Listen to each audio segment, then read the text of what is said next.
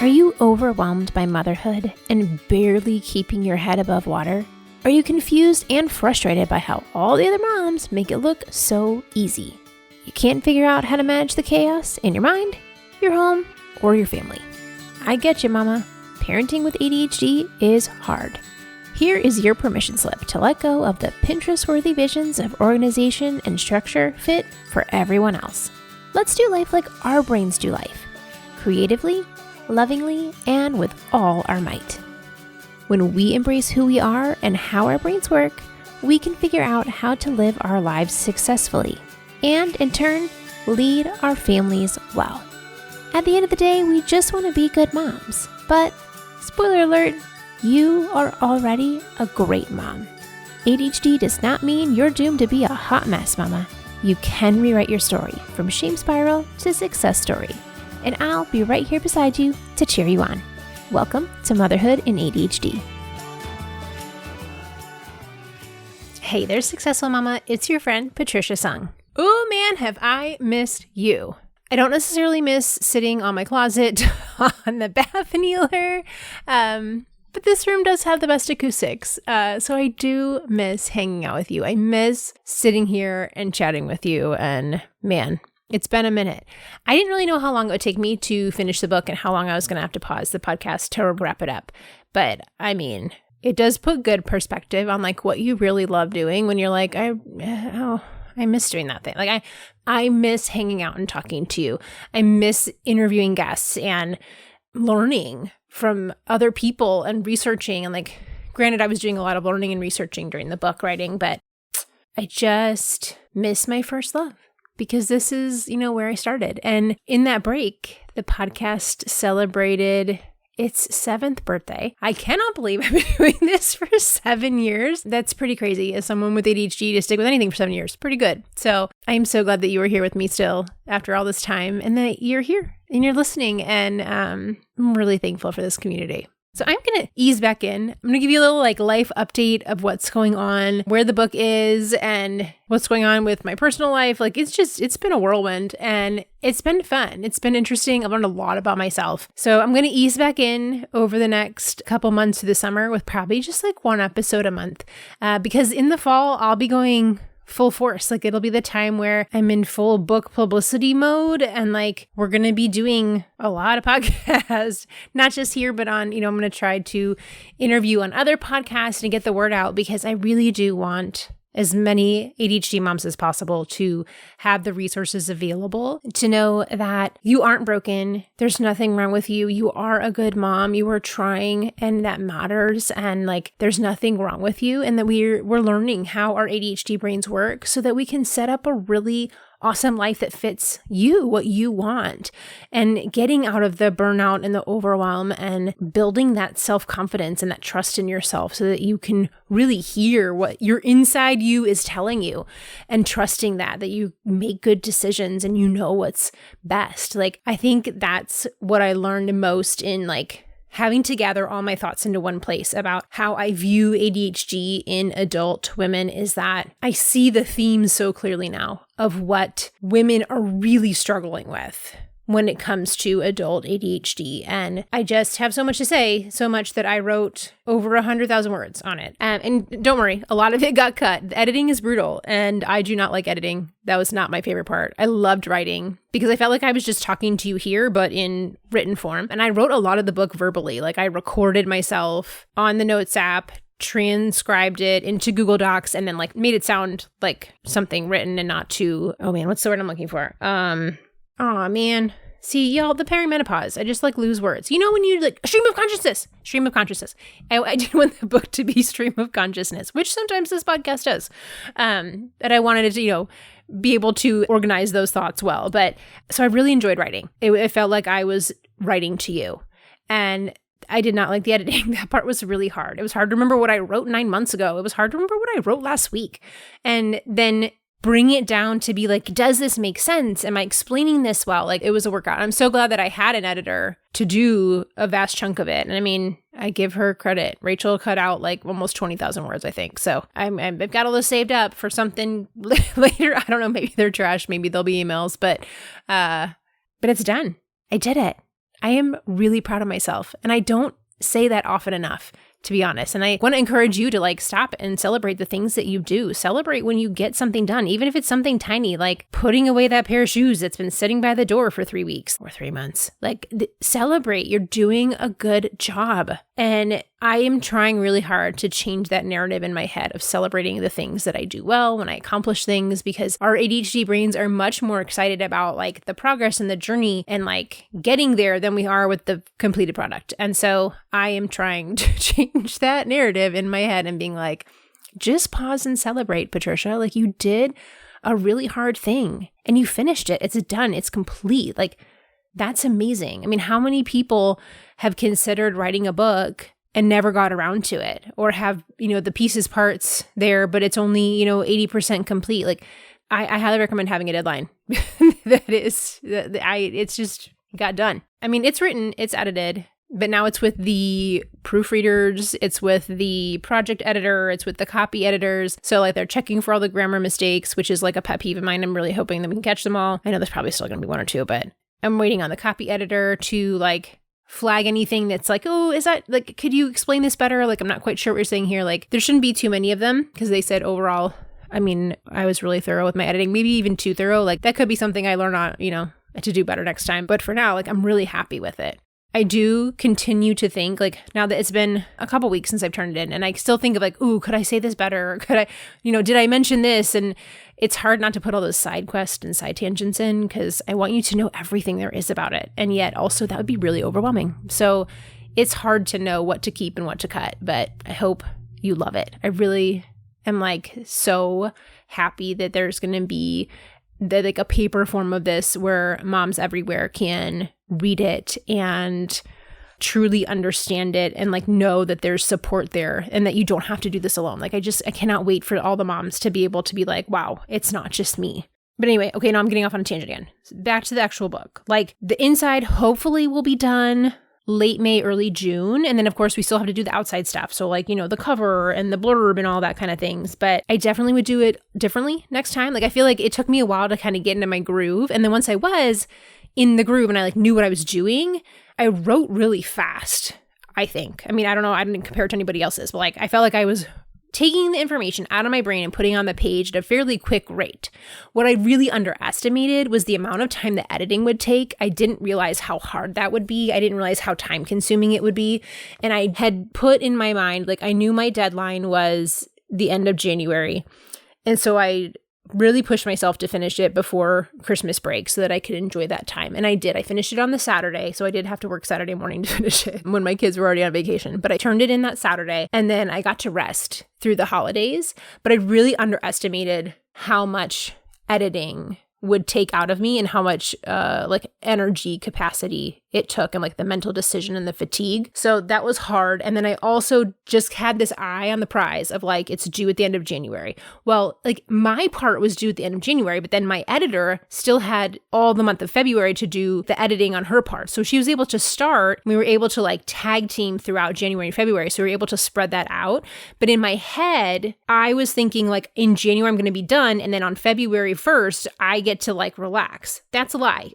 We were still doing all this editing because my editor's due date was the end of February. So even though my head, like I had pushed myself to the marathon of all of January to be like, it's done. Like I turned it in at the end of January. I just didn't know that like the next step meant me editing with her and still like going just as hard in February. So that was, I think, a really rough lesson to learn is that I powered through to get to the finish line and it wasn't the finish line. It was just a mile marker. And I was like, what do you mean? I have another month to go.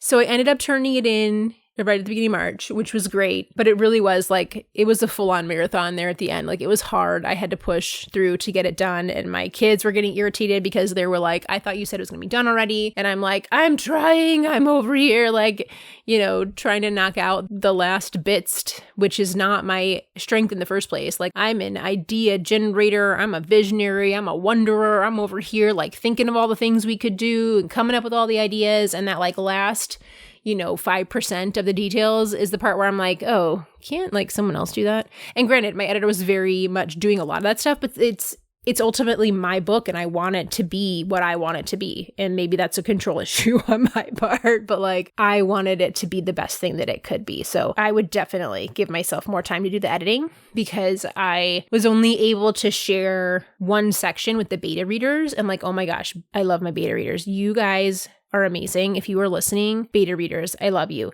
The feedback was so helpful. I think that the first section that I gave the beta readers, it was like a lot of the same information, but I rearranged it completely based on their feedback. And it's the same things, but like I was able to like condense it down and reorganize it in a way that made so much more sense. And the funny part is like the software I was using, if people don't create a login, it just gives them this like anonymous name, which is an adjective and an animal. So I'd be like, ignorant spider said blah, blah, blah. And like woeful donkeys.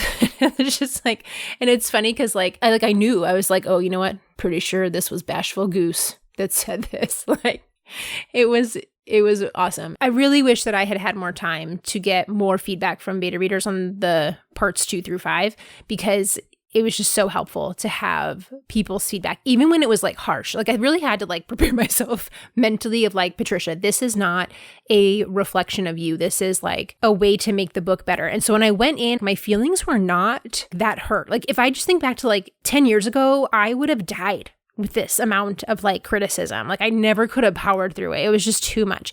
And in this case, I really looked, it was like truly like, I want this book to be the best possible thing. And I wanted people to tell me the truth. I wanted people to be like, Patricia, this paragraph is no good. Please get rid of it. And there were some points where people were like, this doesn't make sense. Or this, you're just going too far here. Like cut this out. Or like, it sounds like you're whining. Like, please tell me. I want to know. I want this to be the best book possible. So that beta reader feedback was so helpful. So I would want to do more of that. But yeah, overall, like I loved writing, not such a fan of editing, but I think I would do it again. Like not in the next month, but I would do it again. I think it was far more doable than I thought it was going to be. And granted, like I asked for help. I had support. I figured out how I worked best. And if you want to know more about that, like, let me know. I'm always taking suggestions for topics. So like, if you're like, no, Patricia, I want to know how you figured out how to write a book when you have ADHD, like, please tell me. And there are like ADHD writer communities out there. Like if you know Meredith Carter and Jesse Anderson, they have an ADHD writers group. I used Write Helpful Books, was really helpful to me, that website. I think there are resources out there that will support you in that. But if that's something you want to learn more about, tell me. I will happily talk about it. But if people are like, Patricia, I don't care, then I don't need to tell you about it. But overall, if you want to know more about the book, go to my website, patriciasung.com/book. It's in the, the menu. Sign up for updates and hear what's going on. I mean, I would love to tell you about it. And then secondarily, my life. What's been going on with my life? It's been a hot minute since I talked to you. What can you do to treat your ADHD? Medicines are a great way to help so many people, but they don't work for everyone. And sometimes you're in a place or a season that they're just not going to work out right now. Maybe they're not an option. I have put together a list of a ton of ideas, most of which I either have done or I'm currently doing myself to take care of my ADHD. This is like the full brainstorm list of what you can do to take care of yourself beyond medication. Head on over to patriciasung.com/beyond-meds and grab yourself that checklist. That's patriciasung.com/BEYOND-MEDS for a free checklist of all the ways that you can take care of yourself beyond medication. So looking back at my life for like the last 6 to 9 months that I've been working on this book, like I have learned a lot about myself, and like a good way and like a forced way. Like when you're writing a book, you really do have to look inward a lot if you want it to like make progress. It's like I had to learn, how did I work best in order to function and like actually get the book done, but also like living as a mom and a wife and a partner and still have friends. And like there were definitely pieces of my life that got put on the back burner in there.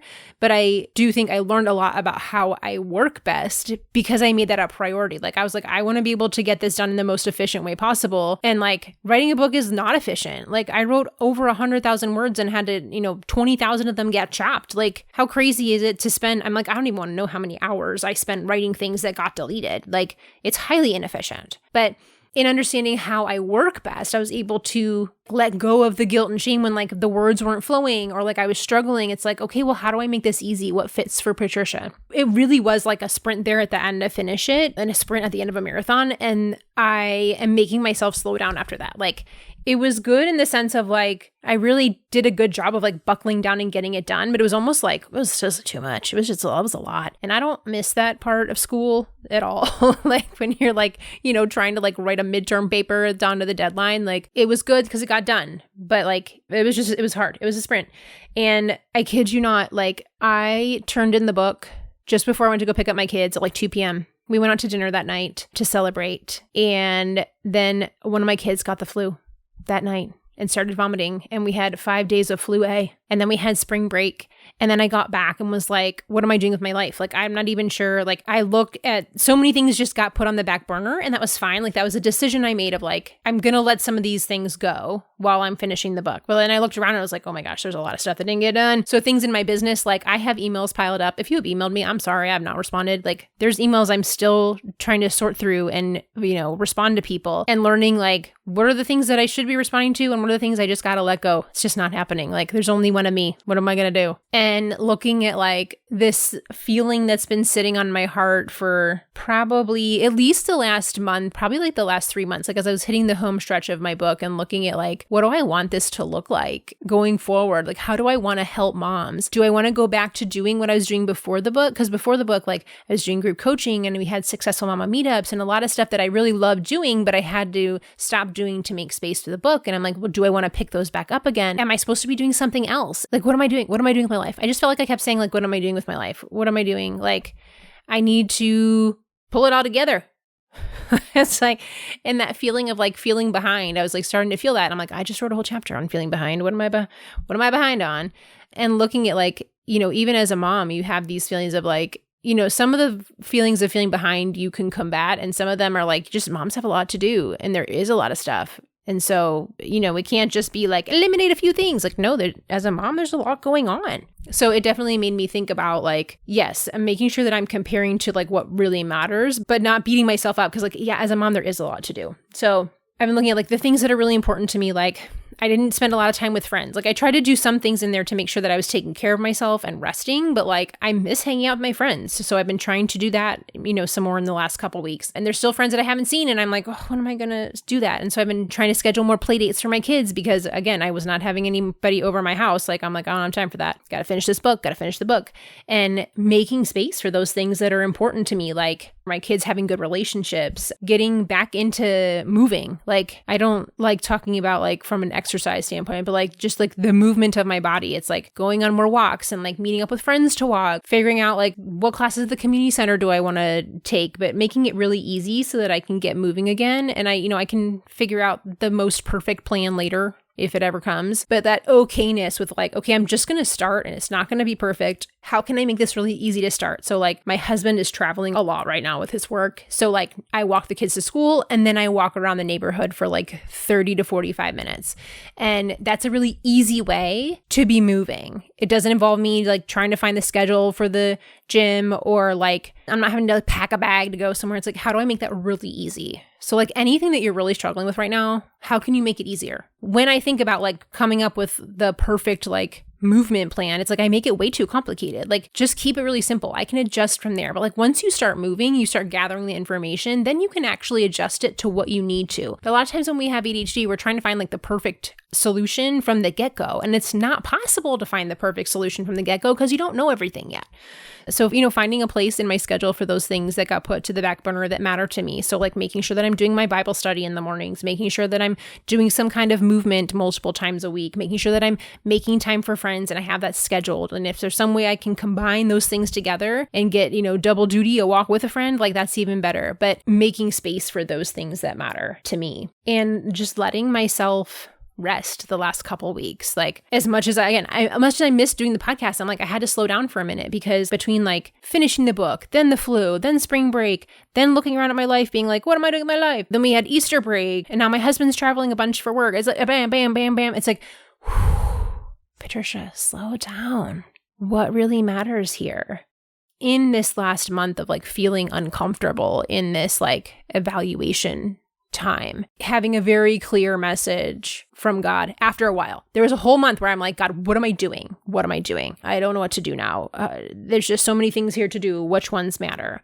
It wasn't until I was actually saying like, okay, but like, what do you want me to do? Like, forget what Patricia wants to do. What do you want me to do? And allowing myself to think about it and pray about it and like let the Holy Spirit talk instead of me talking over it, because I like to talk, and just listening. It's like my mission has always been from the get-go, how do I help as many moms as possible? And that's what I'm going to do. And that message right now is like, slow down. Yes, I do need to like clean up the admin pile of stuff that got ignored, but it's not like an emergency. No admin stuff's an emergency. I can start the podcast back up slow because I know by the fall I'm going to be, ripping and roaring, and just taking this time to be quieter and slow and not fill that space up with more stuff and listening to what I'm supposed to be doing. So I feel like I think I know where the path is vaguely. Like I know what the next step is. I don't know what the full thing is, but just taking time to slow down and appreciate that I get to have the space. Like I'm really lucky and I'm very privileged to be able to work part-time, and that my husband has a solid job that pays our bills. And so that's such a privilege. And I forget that sometimes, that like I am so privileged. I'm so lucky to be able to do a job that I love part-time and not feel stressed about it. Like most of the stress is me making up the stress of like wanting to do bigger and better things. And that's on me. And I don't have to do that. Like I can really enjoy my life in this season and like to just let myself do that and stop being anxious, Patricia. Quit panicking over things that are like, nobody told you but you. Or there are people that tell me stuff, but like, does their voice matter? Does their opinion matter? What does this look like to set up my business in the way that really makes sense for like what you need and what I am capable of carrying? So there's been a lot of freedom there in slowing down, taking it easy for the summer, because it's going to be a busy season come fall, and I want to feel rested and prepared for that because I am so excited to share the book, but I need to have the energy and the capacity to do that. If I keep running all summer long, the kids are going to go off to school and I'm going to be like, oh my gosh, I need a vacation from my vacation. And I don't want to feel like that. So that's been an interesting shift because I'm normally like a doer, a mover, a shaker. What's next on the list? And that's not what this season's about, which is a learning time for me, for sure. And then I forget, like sometimes I'm like, oh man, because I have nothing going on. No, I don't. I have things going on. The retreat's going to be open for ticket sales in May. And then I'm like, totally forget that exists. But like, we'll talk more about that next time. Like the tickets will be on sale for the October 2026 retreat come next month. And half the spots are already gone. There's 14 spots. 7 of the moms from last year already signed up again. So I think 70%. It's pretty awesome return rate. And I'm still hoping those other 3 moms are going to sign up now that they know that we get closer to the dates and stuff and whatever's going on in their lives. But, sometimes life gets in the way of having fun, but that means that there's 7 spots left. And so if that's something that you're thinking about, like you're welcome to reach out and ask questions. It's a really awesome group of moms. I love them so much. And I know you will too. But yeah, so we'll talk more about the retreat next time, but just put that little bug in your ear that those tickets will be on sale soon. And obviously I need to be talking about that too. So I definitely I have plenty to do, but I'm not putting anything else on my plate than what's already there. And I'm taking it easy over the summer. Oh, and then the other random update news is that I am getting hearing aids. I realized that I was having trouble hearing, especially my kids. Like I could hear them talking, and a friend of mine explained it best. It sounds like they're underwater. Like I can hear that they are speaking and I don't understand what they're saying. So it's just like mumbly, like, and I'm like, what, huh, what? I just found myself saying what, huh, more than usual. Cause I already say that because I have ADHD, like sometimes my processing takes a second. And then like, usually I understand the sentence and then I answer before they finish repeating it. But in this case, like I genuinely did not know what they say. And so I went and got a hearing test done at the audiologist, saw the ENT to make sure I don't just have like waxy ears or something. And I have the pattern of hearing loss that's usually something that happens when you're older, but like not in your early 40s older, but like 50s or 70s older. And so it probably is partially genetic, but they don't really know for sure what caused it. And also don't know like if it's like progressing or anything, because I don't know that I've ever had like an audiology testing done, except maybe like in grade school when they just, do the like cursory check for like scoliosis, hearing, vision, So basically I'm struggling with the sounds that are women's voices, children's voices, and consonant sounds, which that all tracks. And especially in really loud places. So like the trigger for me was I was at a friend's going away party and I was really struggling to understand some of the people that I was talking to. They were all women's voices that I was struggling with, and the guys I could hear. And I was like, I think something's up. So I went and got checked, and yes. So it's not like a major loss. Like I'm still in the smaller end of things, but chances are it will progressively get worse. So I am getting hearing aids. I went and got did a test run to see what ones I liked. And I felt like Spider-Woman because all of a sudden I could hear things that I hadn't heard in so long. And it's like, you don't realize what you're missing until you then can hear it. You're like, oh my gosh, I really was not hearing a lot of things. And so I'm really looking forward to having those because like, I'm a little like nervous. I'm going to a conference this weekend and I'm like, oh my gosh, it's a mom conference. It's going to be all ladies and it's going to be a lot of background noise. It's going to be hard. So this should be interesting. I wish they were coming in before that, but I got like the first available appointment. So here we are. We'll have those in the next week and get them fitted. And I'm hoping that it will help a lot. It's been a struggle and I'm glad that I listened to my intuition and said, I need to go get that checked. So if you have something that seems weird, if you're able to, go get it checked because you're probably not wrong. There's probably something going on. It may not be the thing that you think it is, but usually if you think something's going on.